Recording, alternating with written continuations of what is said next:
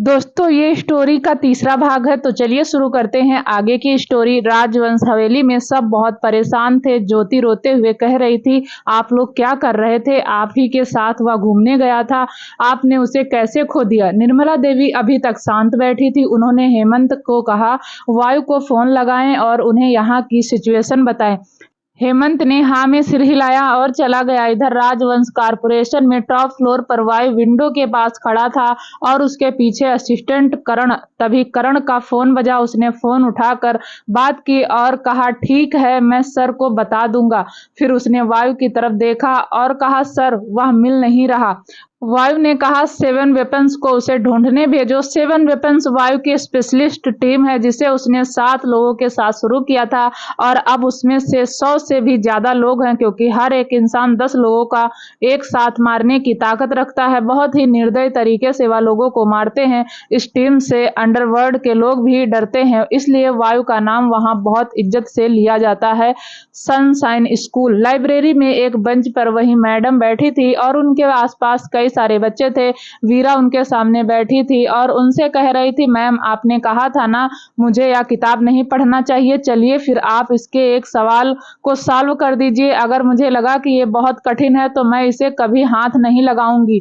Madam ने घूर कर वीरा को देखा, फिर सवाल हल करने की कोशिश करने लगी। 30 मिनट बाद मैडम बुरी तरह परेशान हो चुकी थी। उन्होंने वीरा को देखा जो मजाकिया मुस्कान के साथ उन्हें ही देख रही थी।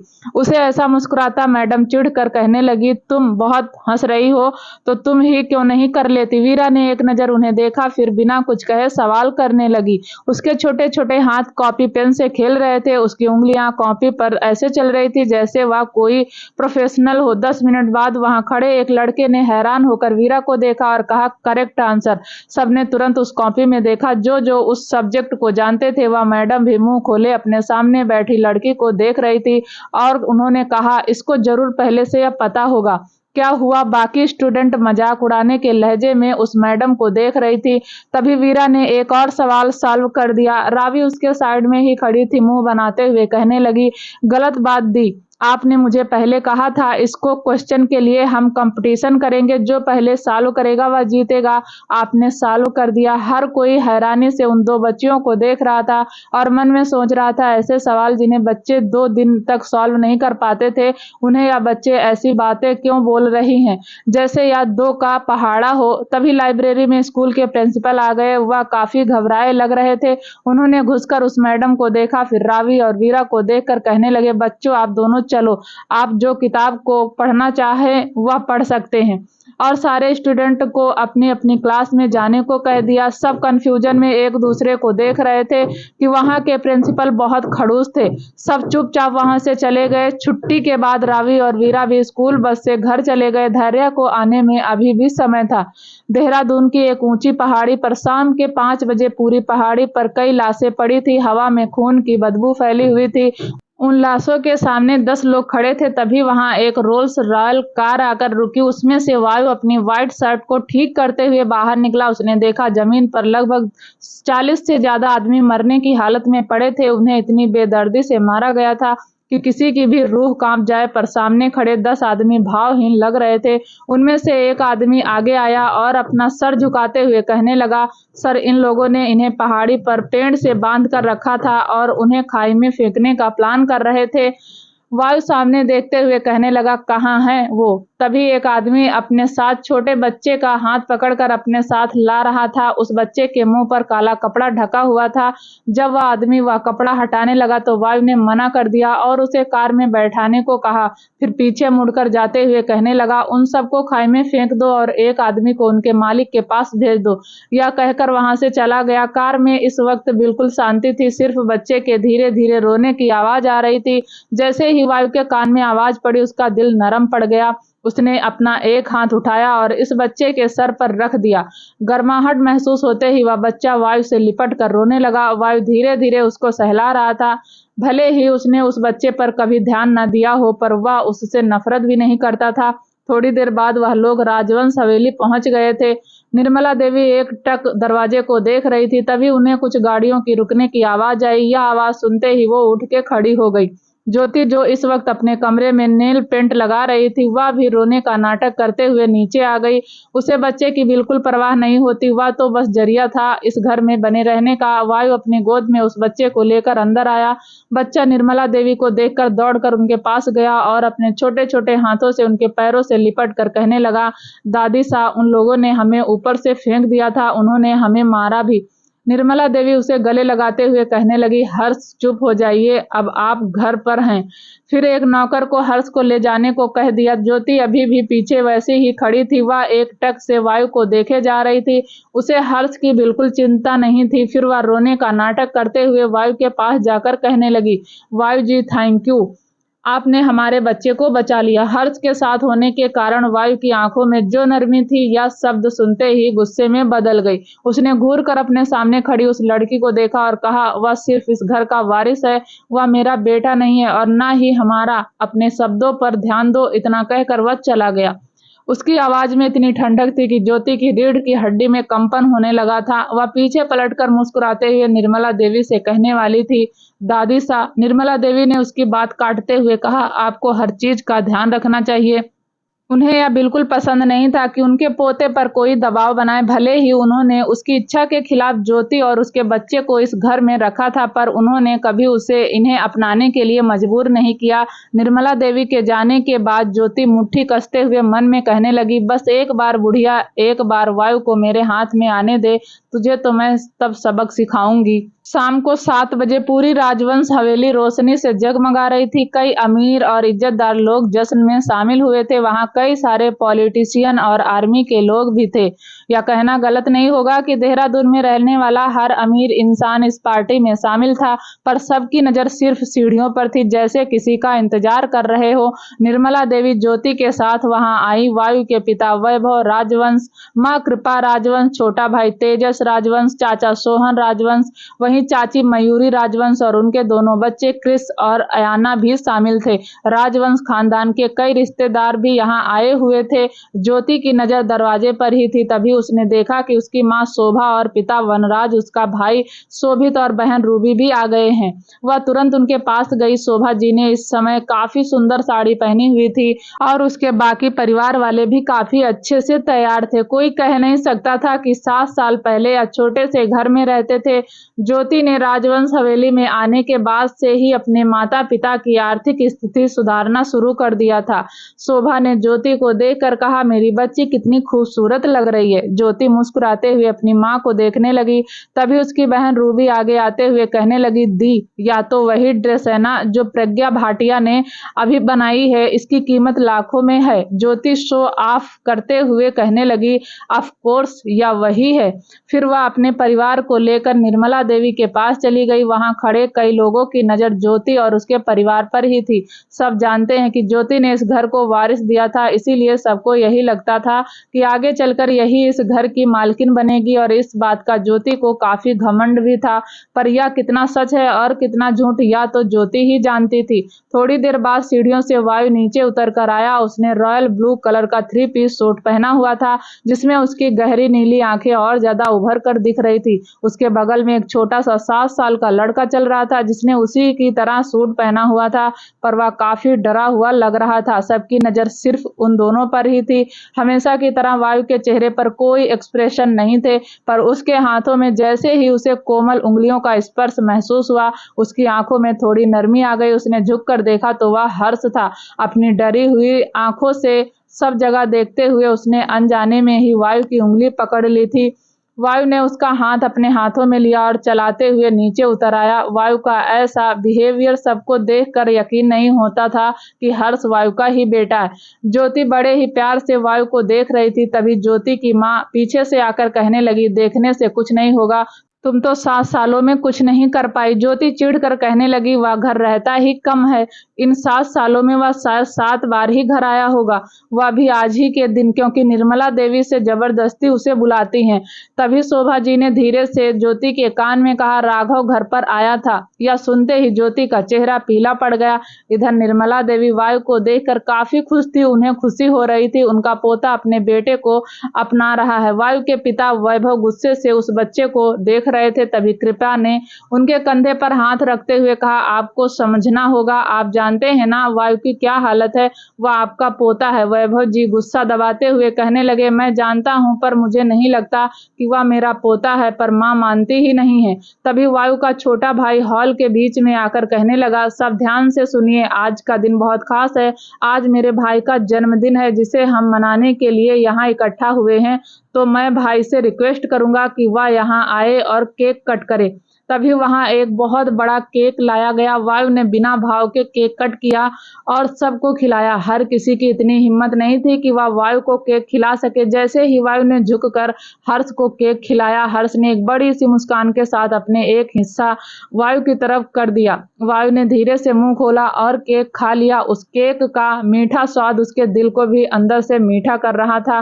थोड़ी देर तक सबसे बातें करने के बाद वायु जाकर खिड़की के पास खड़ा हो गया और चांद को देखने लगा। तभी उसे ऐसा लगा क्योंकि उसके दिल में दर्द हो रहा है, जैसे कोई अपना दर्द में हो। उसने अपने दिल पर हाथ रख लिया और आसमान को देखते हुए कहने लगा, क्या तुम ठीक हो? अगर नहीं हो तो जल्दी ठीक हो जाओ। उसकी आंखों में खालीपन था जो शायद उसके सपनों में रहने वाली वह 3 परछाइयां ही दूर कर सकती थी। Indore city hospital. हॉस्पिटल के एक कमरे के बाहर रावी और वीरा बेंच पर बैठी हुई थी और उस कमरे के दरवाजे को देख रही थी। रावी ने वीरा का हाथ पकड़ा और रोते हुए कहने लगी, दी मम्मी ठीक हो जाएंगी ना? वीरा सामने देखते हुए कहने लगी, तुम चिंता मत करो। तभी उस रूम से डॉक्टर बाहर आते हुए कहने लगी, पेशेंट के साथ कौन है? तभी वीरा खड़ी हो गई और डॉक्टर के सामने जाते हुए कहने लगी, हम हैं उनकी बेटियां। डॉक्टर ने सिर झुकाकर देखा। वह 2 छोटी-छोटी बच्चियां ग्रीन कलर की फ्रॉक में बैठी थी।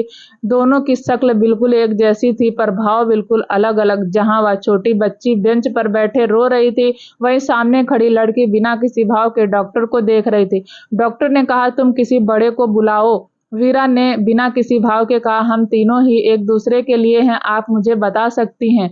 वीरा की ऐसी कॉन्फिडेंस बातें सुनकर डॉक्टर भी दंग हो चुकी थी। उन्होंने एक गहरी सांस ली और कहा, आपकी मम्मी को हार्ट अटैक आया है और यह शायद उनका दूसरा है। हमने उनका ट्रीटमेंट कर दिया है और उनका जल्द से जल्द ऑपरेशन करवाना जरूरी है। वीरा ने डॉक्टर को देखा और कहा, उन्हें 7 साल पहले एक अटैक आया था और उनका ऑपरेशन कब तक करवाना होगा? डॉक्टर उसके सर पर हाथ रखते हुए कहने लगी, देखो बच्ची, तुम परेशान मत हो। वीरा ने अपनी कठोर नजरों से डॉक्टर को देखा और कहा, मैंने पूछा उनका ऑपरेशन कब तक करवाना होगा? एक पल के लिए तो डॉक्टर का हाथ कांप गया। उन्होंने मन में सोचा, यह पक्का बच्ची नहीं है। तभी रावी उस डॉक्टर का कोट खींचते हुए कहने लगी, डॉक्टर आंटी बताओ ना। डॉक्टर ने उस दूसरी लड़की को देखा और सोचा, इन दोनों के अंदर जरूर किसी शैतान और परी की आत्मा है। तब महसूस हुआ कि वीरा उन्हें घूर रही है। उन्होंने एक गहरी सांस ली और कहा, 4 महीने। आपको इनका ऑपरेशन 4 महीने में करवाना होगा और यह बहुत कठिन है। कोई एक्सपर्ट ही इनका ऑपरेशन कर सकता है। इनकी सिचुएशन पिछले 7 सालों में काफी बिगड़ चुकी है क्योंकि इन्होंने कभी अपनी हेल्थ पर ध्यान नहीं दिया। वीरा ने कुछ नहीं कहा और थोड़ी दूर जाकर अपने हाथ में पकड़े फोन से किसी को फोन करने लगी। रावी ने जब वीरा को किसी को फोन करते देखा तो उसने कहा, क्या आप ग्रैंडपा को फोन कर रही हैं? वीरा ने बस हाँ में सिर हिला दिया। वीरा काफी देर तक फोन पर बात करती रही। फिर वापस आकर उसने रावी को कहा, जाकर बिल पे कर दो। रावी ने सिर हिलाया और अपने पीछे देखा जहां हॉस्पिटल का कोई स्टाफ खड़ा था और कब से वीरा और रावी को ही देख रहा था। यह एक काफी बड़ा हॉस्पिटल था। हॉस्पिटल के लोगों को उन तीनों के कपड़े देखकर ऐसा लग रहा था कि वह यहाँ का बिल पे नहीं कर पाएंगी। रावी भी यह बात समझ चुकी थी। फिर वीरा उस कमरे में चली गई जिसमें उसकी माँ थी। रावी पीछे मुड़ी और उसने सामने खड़े इंसान को देखकर कहने लगी, बिल कहाँ पे करना है? वह स्टाफ मेंबर उसे ऐसे देख रहा था जैसे उसने कोई मजाक किया हो। फिर भी वह रावी को बिलिंग काउंटर पर ले गया और उसके बगल में ही खड़ा रहा, जैसे कह रहा हो, कर लो, मैं भी देखता हूँ तुम इतना बिल कैसे पे करोगी। रावी ने अपने छोटे से रैबिट वाले बैग से एक ब्लैक कलर का कार्ड निकाला और अपने पैर थोड़े ऊपर कर टेबल पर देने लगी। उसने कहा, आप कार्ड एक्सेप्ट करते हैं ना? रिसेप्शन पर बैठी उस नर्स ने पहले हैरानी से उस कार्ड को देखा और फिर घूर कर रावी को देखते हुए कहने लगी, यह बच्चों वाले कार्ड से कुछ नहीं होने वाला है, यहाँ खेलने की चीजें इस्तेमाल नहीं होती हैं। उसे लगा वह कार्ड खिलौना है, क्योंकि आजकल बच्चों के लिए ऐसी चीजें मार्केट में काफी मिलने लगी थी। रावी ने कुछ नहीं कहा और कार्ड को स्वाइप करके उसमें नंबर डाला, फिर उस नर्स को अमाउंट डालने को कह दिया। हैरानी से उस मशीन को देख रही थी। उस मशीन ने वह कार्ड एक्सेप्ट कर लिया था। उसने जल्दी से बिल का अमाउंट डाला और वह कार्ड वीरा को वापस दे दिया। वीरा ने वह कार्ड अपने बैग में रखा और वापस चली गई। स्टाफ मेंबर उस नर्स को देखकर कहने लगा, तुम इतनी हैरान क्यों हो? वह जब तक होश में आ चुकी थी उसने कहा, वह कार्ड तुम जानते हो, ब्लॉक कार्ड कैसे मिलता है? स्टाफ ने कंफ्यूजन में उसको देखा तो उसने कहा, वह कार्ड इंडिया में ही नहीं पूरे वर्ल्ड में सिर्फ 10 लोगों के पास है। इससे वह 100 मिलियन से भी ज्यादा पैसे अपने पास रख सकती है। इस बच्ची के पास ऐसा कैसे हो सकता है? वही हॉस्पिटल रूम में वीरा धैर्य का हाथ पकड़कर बैठी हुई थी। उसकी हमेशा कठोर दिखने वाली आंखें इस समय थोड़ी नम थी। वह याद करने लगी कि आज क्या हुआ था। जब धैर्य घर आई थी तब वीरा और रावी सोफे पर बैठकर उसी का इंतजार कर रहे थे। धैर्य जल्दी से आकर तैयार हुई और फिर उनके साथ मेले के लिए निकल गई। आज इंदौर में एक काफी बड़ा मेला लगने वाला था और रावी और वीरा का बर्थडे होने के कारण धैर्य उन्हें वहां घुमाने ले गई थी। पूरी जगह अलग अलग तरह की लाइट से भरी हुई थी। कई सारे खाने के स्टाइल लगे हुए थे। कोई गेम खेल रहा था तो कोई झूले झूल रहा था। रावी बहुत ज्यादा एक्साइटेड थी। वह हर तरफ के झूले पर बैठना चाहती थी। उन्होंने काफी राइड की, फिर उन लोगों ने खाना खाया और थोड़ी शॉपिंग करके बाहर आ गए। वीरा कब से धैर्य को ही देख रही थी, क्योंकि धैर्य का चेहरा थोड़ा पीला दिख रहा था और वह बार बार अपने सीने पर हाथ रख रही थी। यह देखकर वीरा की आंखें छोटी हो गई थी। रास्ते पर चलते हुए वो लोग ऑटो को ढूंढ रहे थे कि तभी धैर्य बेहोश होकर जमीन पर गिर गई। रावी डर के मारे उसके पास बैठकर रोने लगी थी। वीरा अभी भी खड़ी हुई थी। उसने धैर्य के पर्स से उसका फोन लिया और एम्बुलेंस को कॉल कर दिया। रूम का दरवाजा खोलने से वीरा का ध्यान टूटा। रावी उसके पास आकर कहने लगी, आपको मम्मा की कंडीशन पहले से पता थी? वीरा धैर्य को देखते हुए कहने लगी, हाँ। फिर रावी ने कहा, तो इसीलिए आपने 3 साल से मम्मा को कुछ नहीं बताया है? वीरा ने फिर किसी भाव के बिना कहा, मैंने रिपोर्ट में देखा है वह किसी भी तरह का बड़ा सदमा या शौक नहीं झेल सकती। रावी परेशान होते हुए कहने लगी, तो हम उनका इलाज कैसे कराएंगे? वीरा ने कुछ नहीं कहा। तभी हॉस्पिटल के बाहर 2 ब्लैक कलर की कार आकर रुकी। उनमें से एक कार में से एक 25 साल का आदमी निकला जिसने टी शर्ट और जीन्स पहन रखी थी। उसकी आंखों पर एक मोटा सा चश्मा भी था। रिसेप्शन पर जाकर पूछने लगा, मैं मिस धैर्य से मिलने आया हूँ। नर्स ने उसे कमरा बता दिया। वह लंबे कदम लेते हुए उस ओर चला गया और गेट खोलकर अंदर जाकर रावी और वीरा के पास खड़ा हो गया। वीरा बेड से उतरकर नीचे खड़ी हुई तो उस लड़के ने सर झुकाते हुए कहा, मैम ऑर्डर दीजिए। वीरा ने बिना किसी भाव के उसे देखते हुए कहा, मेरी मम्मी को घर ले चलो, डिस्चार्ज फॉर्मेलिटीज पूरी करो। वह आदमी जैसे आया था वैसे ही बाहर चला गया। रावी ने धीरे से कहा, दी आपने शिव भैया को क्यों बुलाया है? वीरा ने कहा, घर जाकर बात करेंगे, और वापस धैर्य को देखने लगी। देहरादून में एक बड़ी सी खंडहर नुमा बिल्डिंग के सामने एक रोल्स रॉयल कार आकर रुकी। उसी के पीछे 3 और गाड़ियां भी थी। गाड़ियों में से सब लोग बाहर निकले और फिर वह गाड़ियां वहां से चली गई। वायु लंबे कदम लेता हुआ अंदर चला गया। अंधेरे में वह जगह किसी भूत बंगले से कम नहीं लग रही थी। अंदर जाकर वायु ने वहां की लिफ्ट में कदम रखा। लिफ्ट नीचे गई। अंडरग्राउंड में काफी ज्यादा फॉर्मेलिटी के साथ उस जगह को तैयार किया गया था। कई सारी मशीनें, कंप्यूटर और हथियारों से लैस वह जगह काफी डरावनी लग रही थी। वायु वहां जाकर एक सोफे पर बैठ गया। उसके साथ आज सारे बॉडीगार्ड काफी दूर खड़े थे। 7 वेपन टीम के साथ 7 लीडर वायु के सामने खड़े थे। वायु ने एक नजर सबको देखा और अपने सामने रखे वाइन को पीते हुए कहने लगा, पता चला? तो उनमें से एक आदमी जिसका नाम राका था उसने कहा, सर हमें पता चल गया है, या मनोज भाटिया ने किया है। वह हमारा बिजनेस रॉयल है। वायु ने कहा, उसको मारकर उसके टुकड़े करके उसके घर भिजवा दो और सुबह तक मुझे उसकी कंपनी और घर नीलाम होता दिखना चाहिए। वह सारे लोग बिना किसी भाव के बाहर खड़े थे, जैसे उनको इसकी आदत हो। तभी पीछे से एक आवाज आई, यार तुम कितने क्रूअल हो। सामने से एक 30 साल का आदमी चलते हुए आ रहा था। उसने व्हाइट कलर का 3 पीस सूट पहना हुआ था, पर वह वायु के पास बैठते हुए कहने लगा, मैं तुम्हारे बर्थडे के लिए ऑस्ट्रेलिया से यहाँ आया हूँ और तुम इस खंडर में बैठे हो। वायु ने कहा, मैंने तुम्हें नहीं बुलाया था। वह आदमी मुंह बनाते हुए कहने लगा, यार मैं ऑस्ट्रेलिया का बेस्ट हार्ट सर्जन हूँ, मेरी थोड़ी तो इज्जत कर। वायु सामने देखते हुए कहने लगा, तूने मेरा ऑपरेशन थोड़ी किया है। वह आदमी अपने हाथ जोड़ते हुए कहने लगा, माफ कर भाई, यह डॉक्टर सिद्धार्थ कश्यप तेरे सामने हार मानता है। फिर वहां के गिलास को उठाकर वाइन पीने लगा। वायु ने कहा, आज फिर से वैसा ही हुआ है और कुछ अलग था, जैसा 7 साल पहले पहली बार हुआ था। सिद्धार्थ गंभीर होकर वायु को देखने लगा। तुझे पिछले 7 सालों से यह परेशानी हर बार इसी दिन होती है। कोई डॉक्टर इस बीच परेशानी का इलाज नहीं ढूंढ पाया है। वायु ने कहा, मैं भी नहीं जानता, मुझे बस इतना पता है जब मैं कोमा में था तो वह 3 परछाइयां मुझे वहां से लेकर आई थी। सिद्धार्थ ने लंबी सांस लेते हुए कहा, वो तुझको तो मिल गई। वायु ने ना में सर हिला दिया। धैर्य का घर। वह 2 ब्लैक कार थोड़ी देर में धैर्य के घर से चली गई। इस समय रात के 1 बज रहे थे, इसीलिए किसी को पता नहीं चला। घर के अंदर शिव ने धैर्य को बेड पर लिटाया और कमरे के बाहर आ गया। बाहर वीरा सोफे पर बहुत गंभीर होकर बैठी थी। शिव उसके पास जाकर खड़ा हो गया। तब तक रावी भी आ गई थी। उसके हाथ में एक ट्रे थी जिसमें 2 कप दूध और 1 कॉफी रखी थी। उसने बैठकर दूध का 1 कप वीरा को दिया और शिव को बैठने का कहने लगी। शिव वीरा की तरफ देखने लगा जैसे उससे परमिशन मांग रहा हो।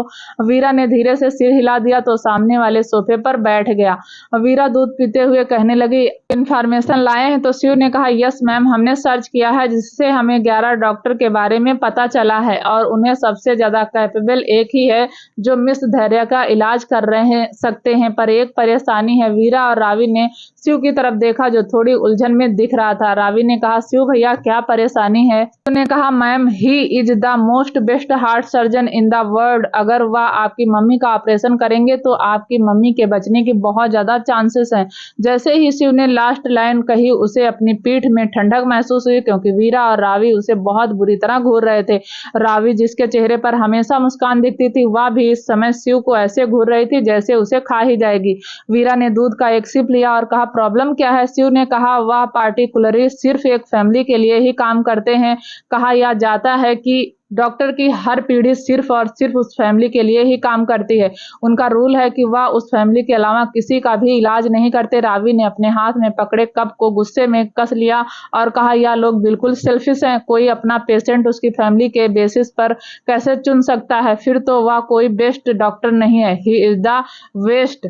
शिव ने मन में कहा, मैम आप जिसकी बात कर रही हैं उससे इलाज कराने के लिए पूरी दुनिया से लोग आते हैं। तभी उसके कानों में वीरा की आवाज पड़ी, भले ही पूरी दुनिया उससे इलाज करना चाहे पर वह लोगों को मरने को छोड़ देता है। मन में उसकी तारीफ करना बंद करो। शिव अपना मुंह बंद करके बैठ गया क्योंकि वह इन इंटेलिजेंट लड़कियों से नहीं जीत सकता था। वीरा ने फिर कहा, सारी डिटेल मेरे लैपटॉप पर सेंड कर दो और अब तुम जा सकते हो। शिव ने सिर हिलाया और चला गया, पर गेट पर पहुंचकर उसे कुछ याद आया। वह मुड़कर कुछ कहने ही वाला था, तभी वीरा ने कहा, हम 3 दिन बाद वहां आएंगे। शिव ने सिर हिलाया और चला गया।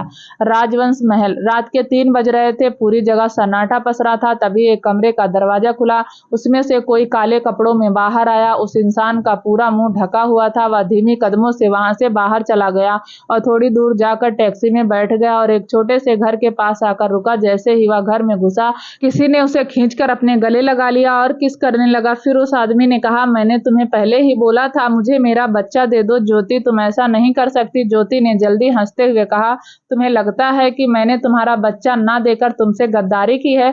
तो जो तुम या बिजनेस चला रहे हो और या ऐसी जिंदगी जी रहे हो या तुम्हें किसने दी है, भूलो मत जो तुम्हारे पास है यह सब मेरा दिया हुआ है। ज्योति ने राजवंशों को काफी लूटा था जिनकी उन्हें भनक भी नहीं है, और वैसे ही उसने राघव को भी अपना मुंह बंद रखने के लिए कई बार पैसे भी दिए, पर ना जाने क्यों उसके सर पर अपना बेटा वापस लेने का भूत सवार हो गया है। फिर उसके और पास आते हुए कहने लगी, बेबी यू नो ना, हमने इतना कुछ किया है इसके लिए, और अगर एक भी चीज बाहर आती है तो हम सब बर्बाद होंगे एक साथ। राघव ने उसे छोड़कर कहा, तुम सीधा सीधा क्यों नहीं बोलती कि तुम उस वायु के चक्कर में पड़ चुकी हो? ज्योति ने मन में कहा, तुम्हें क्या लगता है तुम जैसे भिखारी के पीछे पड़ूंगी? फिर उसने उसके गले में दोनों हाथ डाले और कहा, अच्छा छोड़ो यह सब, हम कितने दिन के बाद मिल रहे हैं, तुम्हें मेरी याद नहीं आई? वह इतने प्यार से ही सब कह रही थी कि राघव बहक गया और उसकी कमर पर अपने दोनों हाथ रख लिए। देहरादून। सुबह हर जगह न्यूज़पेपर की हेडलाइन यही थी कि मनोज भाटिया को किसी ने बेरहमी से मारकर उसके टुकड़ों को बोरी में भरकर उसके घर पर भिजवा दिया था और उसका घर और कारोबार नीलामी की कगार पर आ चुका था। न्यूज़पेपर पढ़ने वाला हर इंसान यह जानता था कि यह किसने किया है, पर किसी की इतनी हिम्मत नहीं थी कि वह कह सके। सब जानते थे कि वायु के काम करने का तरीका बहुत खतरनाक है। सिद्धार्थ वायु के ऑफिस में बैठा था और न्यूज़पेपर पढ़ते हुए वायु को देखकर कह रहा था, मुझे लगा तुम ऐसे ही कह रहे हो, तुमने सच में उसके टुकड़े करवा दिए। वायु ने अपने लैपटॉप में देखते हुए कहा, मैं जो कहता हूँ वह करता हूँ। वैसे भी उसने हर्ष को किडनैप किया था। सिद्धार्थ ने कहा, क्या तूने उसे अपना लिया है? यह सुनते ही वायु के सामने हर्ष का मासूम चेहरा आ गया। उसने कहा, उस मासूम की इसमें कोई गलती नहीं है, पर पता नहीं, मुझे ऐसा लगता है कि वह मेरा बेटा नहीं है। डीएनए टेस्ट में यह प्रूफ हुआ है, पर मैं मान नहीं पा रहा हूं। मैंने फिर से करवाया था, पर वह भी पॉजिटिव ही आया था। सिद्धार्थ ने एक लंबी आह भरी और कहा, तुझे उसको एक्सेप्ट करना चाहिए, ज्योति को नहीं। वह मुझे बिल्कुल पसंद नहीं है। सिद्धार्थ ज्योति से कई बार मिला था और वह एक लालची लड़की थी। वायु ने अपना सर उठाया और कहा, यह सब दादी शाह के हाथ में है। जब तक वह उसे जाने को नहीं कह सकती, तब तक मैं कुछ नहीं कर सकता। पर तू मेरी कंडीशन के बारे में जानता है? सिद्धार्थ ने थोड़ा गुस्से में कहा, मैंने तुझे पहले भी बताया है कि तेरी कंडीशन नॉर्मल हो सकती है, पर इसमें टाइम लगेगा। वायु ने उसकी आंखों में देखते हुए कहा, क्या 7 साल काफी नहीं थे? इस बात का सिद्धार्थ के पास कोई जवाब नहीं था। उसने अपने हर एक कॉन्ट्रैक्ट बेस्ड डॉक्टर से वायु का इलाज कराया था, पर हर एक डॉक्टर ने यही कहा कि वायु की कंडीशन नॉर्मल है और यह समय के साथ ठीक हो जाएगी। क्या होगा आगे जानने के लिए प्लीज दोस्तों चैनल को लाइक शेयर सब्सक्राइब जरूर करें और मिलते हैं नए एपिसोड के साथ। तब तक के लिए नमस्कार, जय हिंद।